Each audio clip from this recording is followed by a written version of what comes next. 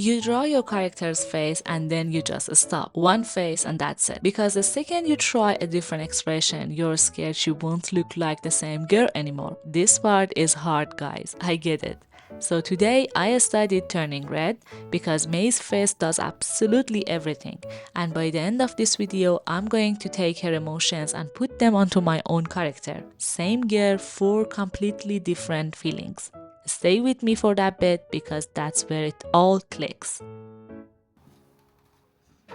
Let's be honest with each other. Drawing one character with lots of different expressions is genuinely hard. That's why most of us draw one face and we are done, nothing more. And it's not laziness, it's fear. You're scared that if you change the face, she stops being your character. I've struggled with this so much, and even now, after all these years, I still need to look for inspiration. So this time I thought, wait, let's study Turning Red because that film is so good at this. It's about a girl growing up full of emotion and her face changes with every single feeling she experiences.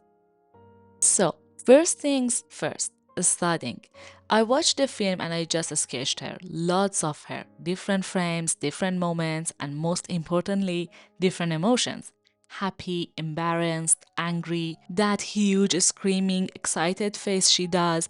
And this is the bit that I love. You are only learning one character, one girl. So you start to notice what actually stays the same on her face and what changes. That's the whole trick, honestly. Same face, different feeling.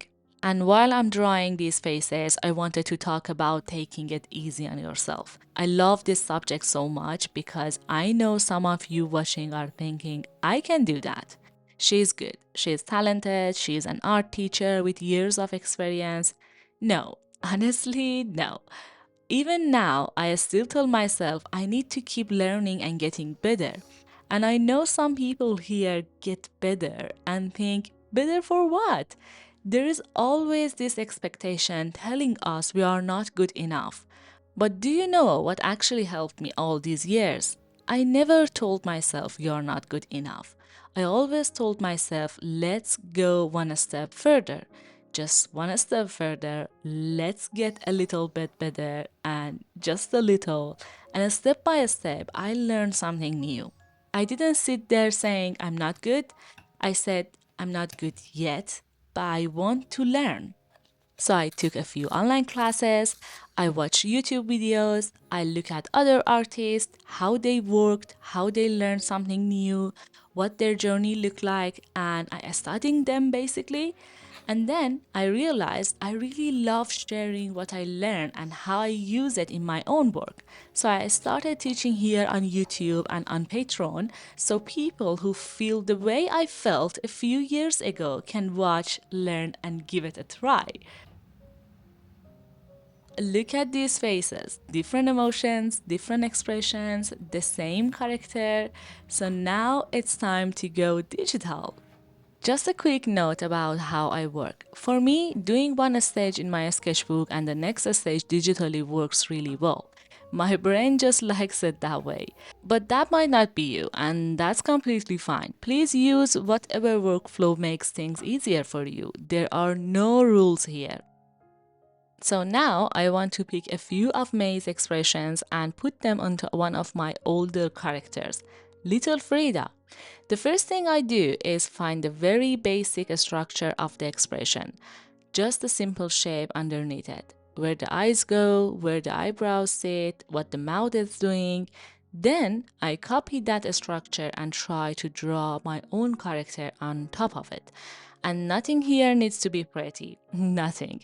We are only trying to capture the emotion, and that's all. Now this is where I look at my own reference. These little faces of little Frida down here. I'm trying to capture what makes her my character. Those eyes, that round face, the hair. Because the emotion is May's, but the girl has to be mine. And then I repeat exactly the same process with the rest of the expressions. And while I do that, I want to share a few things that have really helped me with expressions. First, study real people, photos, videos, anything with genuine emotion in it. You can even take photos of your own face making different expressions. That's actually a very common way to practice. Or just stand in front of a mirror, make the expression yourself, and watch what your own face does. Honestly, try it. It feels silly for about 5 seconds, and then it becomes one of the most useful things you can do. And when you observe, look at the little things. What do the eyes do? What do the eyebrows do? What's happening with the mouth? Because that's where the emotion actually lives, not in the whole face, in those three things. And look, you can see I've used the same structure for all of other faces too. Now we have got four completely different expressions, same girl, four different feelings, and she still looks like herself. That's exactly the thing we were worried about. And there it is. Now I take a copy of all of them and I go one step further by cleaning up the lines just to make everything look a little nicer. Before I jump into rendering, I always like to keep the coloring really simple, just the base colors, nothing fancy yet. The reason is that I still want to focus on the expressions, not the lighting or all the little details. If the expression works with nothing more than flat colors, then I know I've done a good job.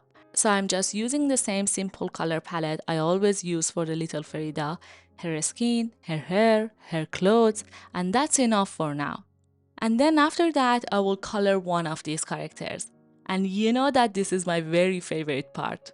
I like to take this smiley version of little Frida and render it just a little bit more. Not too much. I still want to keep that simple illustration style. But adding a few shadows, a few highlights, and some tiny details really helps bring her to life. This is the stage where she starts to feel less like a sketch and more like a finished character, while still keeping that same happy expression we worked so hard to get right. And there she is, look at her, little Frida, and she's got feelings now. We studied May, we borrowed her emotions, and we gave them to our own girl with her own eyes, her own round face, and her own hair. And we didn't copy anything, and that was the whole point. If you like the layered file and full drawing process with no talking, it's all on my Patreon. The Van Gogh tire with £8 a month includes every layer and every step. And the little Frida tire for £3 a month, yes, I named that after this little one, gets you my brushes and early access to new videos. It's all there if it helps you. No pressure ever. So thank you so much for staying with me. Now go and draw your character one more time. Give her a completely different expression, just one more, and take it easy. And I will see you in the next one. Bye.